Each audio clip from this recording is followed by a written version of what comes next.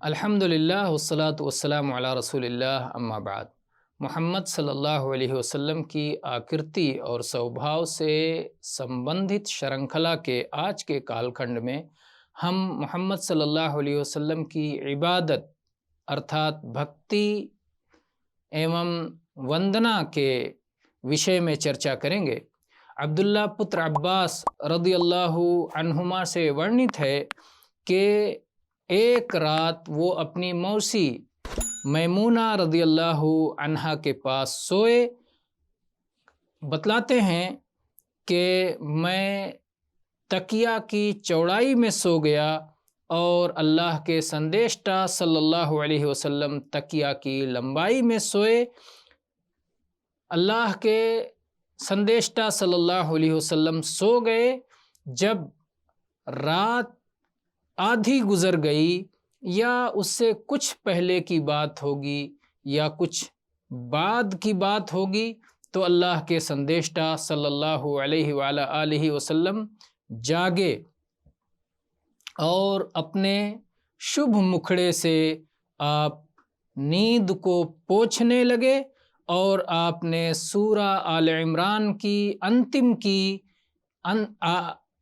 کی 10 آیات کی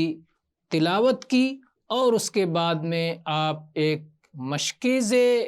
کے قریب گئے جو وہیں پر تھا اور آپ نے اس سے وضو کیا اور خوب سندر اور اچھا وضو کیا۔ پھر آپ کھڑے ہو کر کے صلاۃ ادا کرنے لگے۔ عبداللہ پتر عباس رضی اللہ عنہما کہتے ہیں کہ میں بھی جا کر آپ کے بغل میں کھڑا ہو گیا تو اللہ کے سندیشٹا صلی اللہ علیہ وآلہ وسلم نے اپنا داہنا ہاتھ میرے سر پر رکھا اور پھر میرے داہنے کان کو پکڑ کر اسے مروڑا،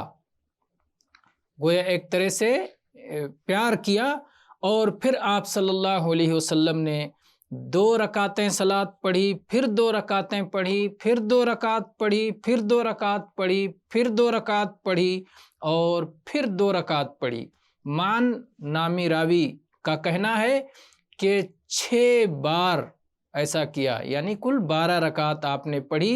اور اس کے بعد وتر کی صلاۃ ادا کی اور پھر جا کر کے بستر پر لیٹ گئے اور سو گئے، یہاں تک کہ سونے کی آواز آنے لگی، خراٹے کی آواز آنے لگی۔ اور اس کے بعد جب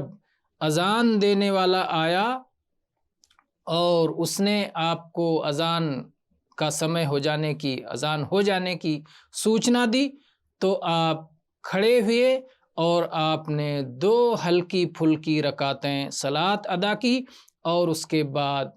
گھر سے باہر نکل گئے اور آپ نے جا کر صلاۃ صبح پڑھی۔ صبح کی صلاۃ یعنی فجر کی صلاۃ آپ نے ادا کی۔ اور ایک دوسری روایت میں اس طرح کا شبد ہے کہ بلال رضی اللہ عنہ آئے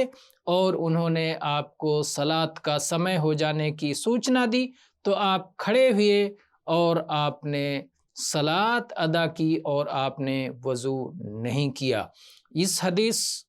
کو امام ترمذی نے اپنی پرسدھ پستک میں ورنت کیا ہے اور حدیث نمبر ہے 232، اور ایسے ہی صحیح بخاری، صحیح مسلم جیسی پرسدھ پستکوں میں بھی اس کا الیکھ ہے۔ واللہ اعلم والحمد للہ رب العالمین۔